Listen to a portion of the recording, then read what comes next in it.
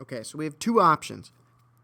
One, I can lecture in class, drag this out for forever. Or option two, I can lecture here on video with a little screen grab and do my best to make sure that you get the material. All right, so hopefully I'm shooting for 10 to 15 minutes with this. We'll see when I finally edit this all down. Maybe in the future I can, get some cool shots, some time lapses, and talk over them or whatever. Anyways, long story short, let's jump right in. The birth of modern America, 1865 to 1900. There's four different parts of this. There's the settling of the West. There's industrialization. There's immigration, and there's urbanization. So you got the IONs. We're saving those for another video. Right now, we're going to settle on the West, and I've included a little "You Have Died of Dysentery" from the Oregon Trail. I don't know if you'll actually know that game, but it was a good one. But here we go. So settling the West. So why did people head west? If you look at the picture, there's a ton of people heading west. Looks kind of cool. But why did people head west? Well, the first reason, mining. So we think of Henry Comstock. He's out there. He's looking for gold. Doesn't find anything. Only thing he finds is some silver ore, but he doesn't know what it is, so he packs up and goes home. So mining actually leads to statehood. Colorado, Arizona, the Dakotas, Montana, a few others included, all between the periods of about 1865. I think California was before them, but about 1865 to 1912, with the last state being added in 1912. Ranching and cattle drives. This leads to things like the cowboy, things like the Wild Wild West, all of that stuff.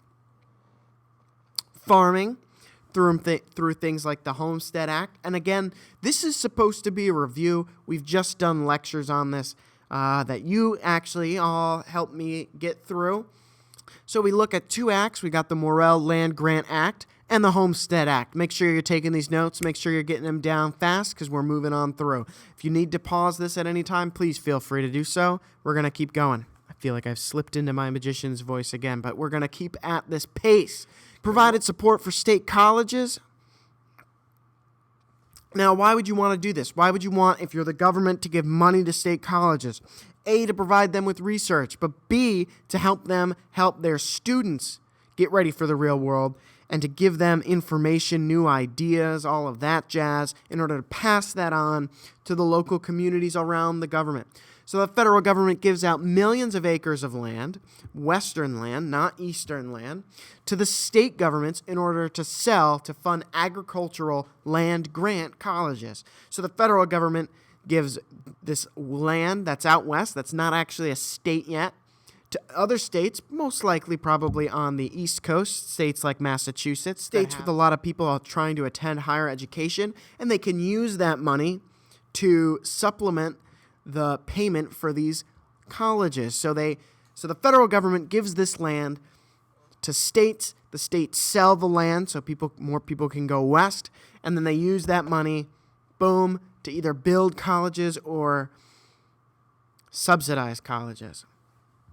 So state governments sold the land for 50 cents an acre to bankers and land speculators. Now, if you're a land speculator, you're speculating like I am speculating that some of you are asleep, meaning I'm guessing because I can't see you. Land speculators, they're guessing about whether the price of this land is going to go up. So people bought up large areas of land hoping to sell for a large profit. So if I told you could buy 50 cents for an acre of land, would you do it? What if I told you that in 5 years that land could double as the demand grows, but the supply stays the same, and more people want your land, they're willing to pay more for it? All right, moving on. The Homestead Act. This one's pretty straightforward.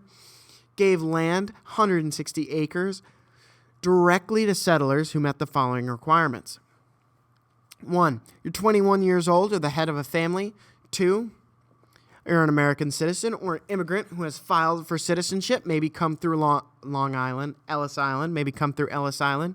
Pay the $10 registration fee, which was a lot back then. Still is a lot now, but not as much. And build a house, live on that claim for at least 6 months out of the year, and finally farm the land for 5, count them 1, 2, 3, 4, 5 consecutive years to claim ownership. So once you did this, once you met all of these requirements, were the head of a family, were a citizen or immigrant who has applied for citizenship, you've paid the $10 registration fee, you've built a house, lived there for 6 months out of the year, farmed it actively for the last 5 years, the land is yours. Otherwise, I'm assuming they would either fine you or evict you. Hardships for settlers. And I mean, you probably already knew this, but we're going to run through it one more time. Very difficult to survive out west. Land was difficult to plow. There was little water. You were alone, so if something happened, you couldn't just run to the local doctor, couldn't call 911. Isolation, so you're all alone. Fraud. You got to remember, think of those old Western movies like Cowboys versus Alien. I mean, Cowboys and Indians movies. You're looking at people coming, trying to take your stuff. You're looking at the Cowboys trying to break in, trying to rob you and all of that. And on top of it, it's going to be costly. Just like going to Mars is costly now. It's going to cost a lot of money to go there the first few times until we kind of figure out all the quirks. It was costly to be some of the first people to head out west. Native cultures destroyed. The buffalo were nearly driven into extinction, which eliminates the food supply for Native Americans. Efforts to civilize the Native Americans. One of them I'm going to show you in a minute, some interesting photos. Now, that's a whole big discussion even today. Should we have a national language? Should we not have a national language? Because although most Americans speak English, that is not the official language of America. We don't have one. In 1884, a law was passed forbidding the practice of indigenous religions, so violating their constitutional rights. And the reason that they could do that was because we didn't consider them citizens, even though some have argued they were here first. 1887, you have the Dawes Act. You have moral questions. You have logistical questions. How do you do this? How do you reinforce it? Etc., etc., etc. And on top of all of that, you have the fact that a lot of these Native Americans accepting this deal just because it's the best deal that they think they can get might still not fully follow through and believe in the culture that we're giving them. Here's a picture of some buffalo. The fate of Indian territory. So settlers pushed into Indian lands. The government virtually ignored Native American. That's what NA stands for. So if there's a line for NA, write Native American protests. 1889, the government opened up nearly 2 million acres of Indian territory to homesteaders, and they were broken into two groups. You had the boomers, who had already gone and either bribed government officials or worked off, staked off the best land, claimed it already. And you had the Sooners. They snuck past government officials in order to make their claims earlier. And then finally, we have the Indian Reorganization Act of 1934. It reversed the individual holding provisions of the Dawes Act and reestablished the reservations. Local governance, which meant we allowed the Native Americans to make up their own laws, to make up their own rules. Respecting them as a sovereign nation or a nation within a nation, kind of like how we treat the Vatican or how Italy treats the Vatican. And at this point, you can put your pencils down. I just wanted to show you these pictures. So first off, we have our Settling the West pictures, kind of interesting, a little bitty kind of pictures. So this is a sod house. If we look at all of this, it's just made of dirt, mud bricks. Been doing that forever. My house actually looks a lot like that.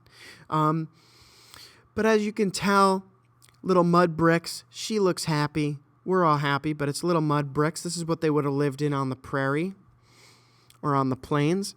So this is before and after Carlisle, the Carlisle Indian School. These are all pictures of the Carlisle Indian School, which had a football team, and it's actually, if you wanted to do some extra credit work, which is totally legitimate, shoot me an email, shoot me a message through Remind, or talk to me after class and we can set it up. So here are the Native Americans coming into Carlisle University or Carlisle Indian School. Here he is 3 years later in 1885. Notice how much lighter Tom's skin appears to be in this photo. Barbara Landis and Richard Tritt from the Cumberland County Historical Society believe they manipulated the lighting to help make a point. So there he is. So this is the same guy.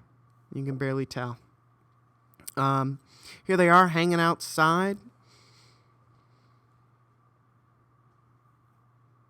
And boom, all dressed up nice and fancy.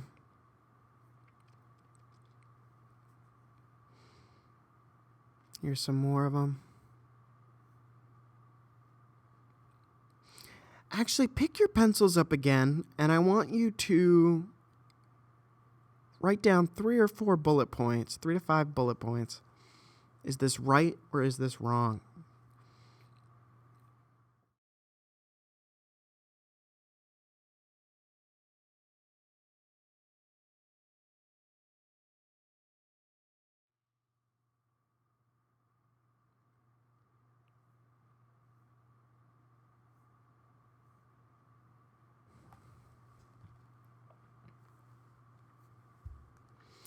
Anyways, well, I hope this was somewhat enjoyable for you and not a complete waste of your time.